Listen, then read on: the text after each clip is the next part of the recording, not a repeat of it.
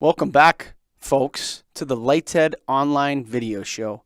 Wow, some of this content we do for Lighthead is better than our own podcast.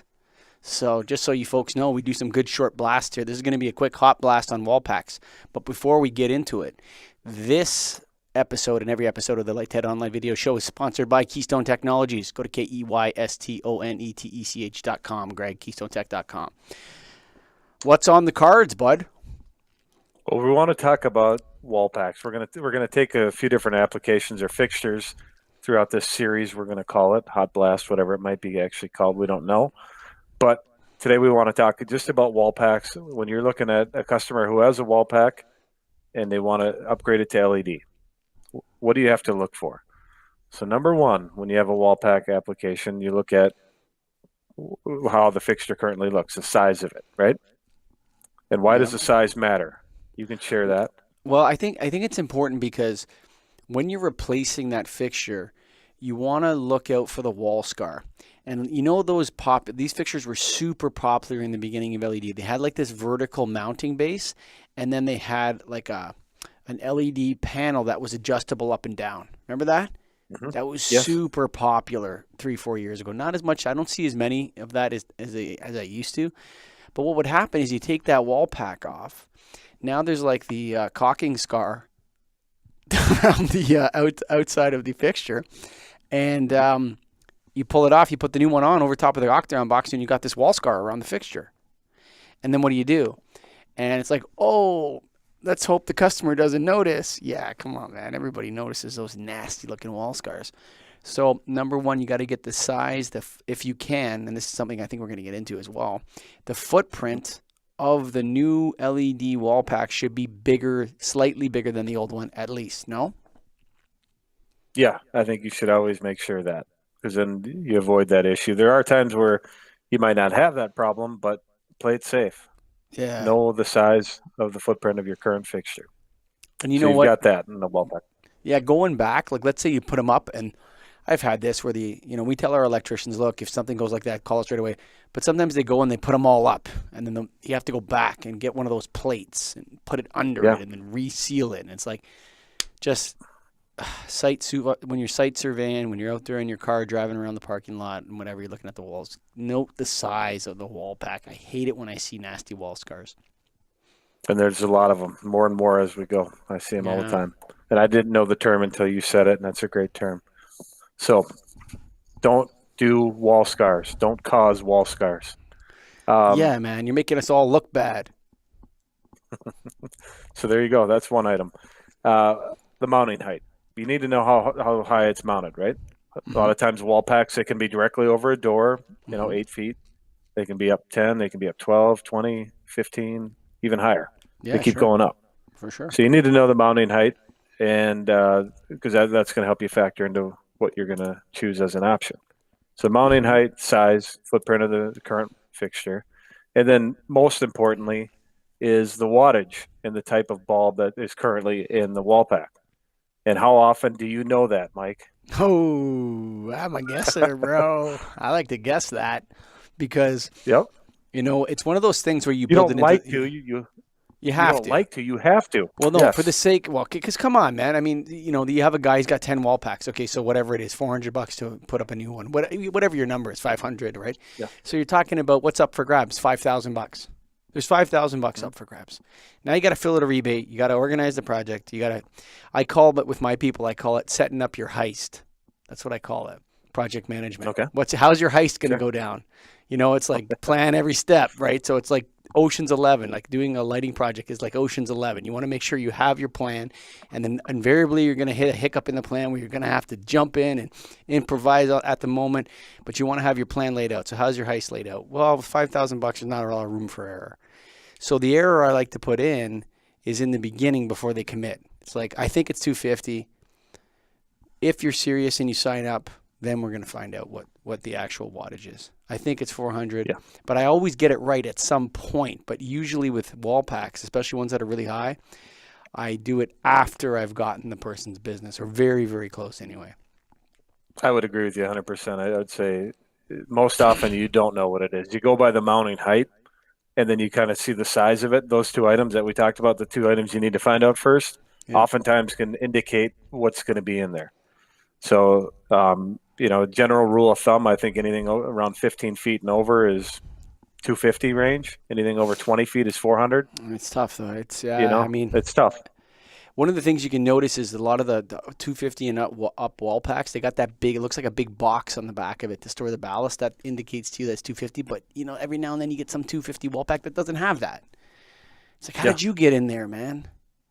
Or they have a 250-watt wall pack right over the door, and then the rest of them are 20 feet high, just because they wanted them all to match. You don't need to put a 250-watt over that door potentially. Yeah, it's crazy. It's a lot of almost like times. the opposite of lighting. It's like a glare bomb.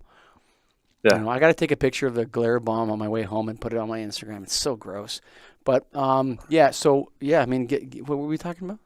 What point of your argument were? What the wattage of the wattage fixture is. Take a guess, bro. Or what type of lamp it is. So take a guess. Or if you're a lighting distributor, guess. look in their history and see if they bought a 250 watt HPS before. Maybe that'll tell you. Mm-hmm. Or you can ask them, or you can see their stock room. Maybe the bulb is sitting in there. And I see it a lot of times where they have one of them and it's written on their wall pack or outdoor light. Yeah, sure. Say, oh, okay. Easy. I found it. So yeah, for sure. Check that out. Know that. And once you understand that, it helps you, obviously. With Sometimes it's on the electrical, on the panel, on the little inside of the panel. It'll say 400 watt outdoor lights. Yep. Right. That's another one. That's good. Yep. So check that out. You need to know the voltage of the wall pack. If it's 120 to 277, most application or most retrofit or fixtures that you're going to do cover that. But if it's 347 or 480, not all of them do. Yep. So you need to know that and note that. So it's not as important as it once was. Like the delta between a 347 volt wall pack and a 120 volt wall pack isn't what it used to be. Not as much as it used to be, but it's still there, and it's still a factor. But it's not it's not as big a deal as it once was. But in the 480 volt kind, I think it is. But in Ontario with the 347 volt, that delta is not as big as it once was. So yeah. And then how is the wall pack controlled? And oftentimes it's a photo cell. It could be built onto the fixture. It could be on top of the fixture. You can't see it from the ground. There could be a central photo cell controlling all of them. Oftentimes you have to ask the customer, and a lot of times they should know if they have a central photo cell. Or is it a timer, or is it just an on-off switch? All of that matters, again, with what you're going to choose as your option to replace it. Mm-hmm. So know how it's controlled. Sure. Sometimes it's even sensors. Not often, but I've seen motion sensors on what? I'll tell you this, just for the wall pack side. I found that, those outdoor, not the chintzy ones that with the big long thing, but there's some really good vandal-proof outdoor sensors. And I found that wall packs by garbage bins, people are throwing garbage in the garbage bin. If you put a sensor there and that kicks up either like it's bi-level or it kicks up on an extra light, it deters people from using their garbage bin. Little tip there from the host of the Get a Grip on Lighting podcast. So you got to listen to your clients for that one, though. But yeah, keep it rolling. Yeah. Here, Greggy, what else we got to talk about with wall packs? What condition are they in? Are they old, yellowed? Are they cracked? Are they missing lenses? Do they look okay? In other words, is it something that the customer is okay with the current look of, and it makes sense to potentially retrofit how they look now? Mm-hmm. That's going to matter. So you want to check that out. The other thing, too, is some buildings have really swanky wall packs that play themselves to a nice retrofit. Like, let's say the wall pack is white with a black bottom housing, and there's like that fixture is very difficult to find, and it suits the architectural style of the building. That's where you get into that retrofit, maybe a corn cob or something like that, because make note of that if it's really swanky, and then ask the customer, because they may not want to go from that half moon shaped rounded wall pack that's white to like, yeah, man, everything's bronze. If you don't like bronze, and you can have any color you want as long as it's bronze. Right. That brings up kind of the next thing is the color. You want to make sure you know the color and the shape. Is it white and is it half moon? Because if you're going to put in a glare bomb or you're going to put in a full cutoff bronze thing, that's going to be a whole different look. That might not work for the customer, even though it saves them energy and all that. Looks do matter at times. Sure. So you need to factor that in. And be careful. So we had a really interesting outdoor lighting job. I'll throw it out there at you. it was a government-run facility for women at risk who were, who were pregnant.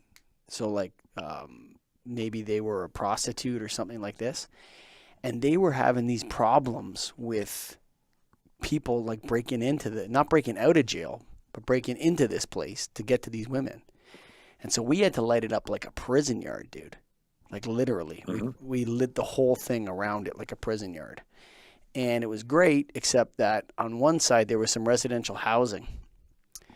And it was just like, it was like living next to a prison yard, because that's how they wanted it, because they wanted their cameras to see everything, because these are hardcore criminals. They're pimps trying to get the girl out to the street, and really nasty stuff, actually. But anyway, really nice place for these people at risk to go. But we had a problem with the one side of the building where the residential was, because it was really going into these people's back windows. And so we had to adjust that after the job. So be careful what's around the property as well if you're going to be increasing that light level, because you can create issues with neighbors, particularly if there's residential, an apartment building next to it or something like that. And then you got to go back and you got to find a cutoff lens, or you got to change the fixture out or something like that. Have you had a lot of that? Yeah, that can come up from time to time with wall packs only. I mean, that's probably more on pole lights that I've seen it than wall packs. Sure.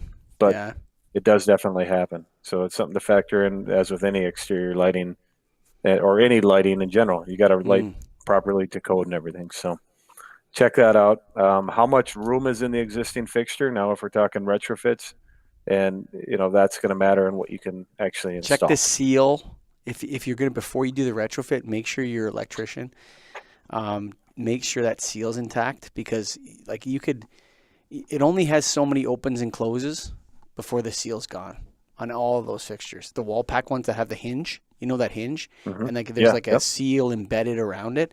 You can only open and close that thing so many times before it's all melted and brittle and falls all apart. And then what do you do then, Greg? Can you get that seal? What do you do now? You're ripping out one fixture out of 10. Not wasting your time. Yeah, all new fixture. So many times I default back to just going with the new fixture on a wall pack. So many times, Yeah, that's where it ends up going a lot of times. The prices, they're on the right price point, and they look nicer, typically provide better lighting. So that's the way to do it. And the last thing really to touch on is how it's mounted. You want to make sure, in addition to the size, that what the wall type is. Is it a ribbed? Is it brick? Is it metal? Because there's a lot of sealing that would have to go in around the fixture to keep it watertight. So you want to make sure you know that and factor that into what you're doing or what you're recommending and what you're installing. Yeah, a lot of those ribbed concrete walls, they can get a lot of water in behind there, and it's impossible to caulk it. Yep. So that's with a ULK. I like it. So I think that's I know there's more that we can get to on wall packs, but in general, those are the common themes and things that you got to be aware of and be ready for when you're looking to replace a wall pack with LED lighting. And so thank you for listening to Professor Greg, the light boy, Ehrich, and Dr. Michael, the light fixer, Colligan, on the wall pack hot blast on the Light 10 online video show, brought to you by Keystone Technologies. Go to KEYSTONETECH.com, baby. Dr. Greg, light bulb Professor Ehrich.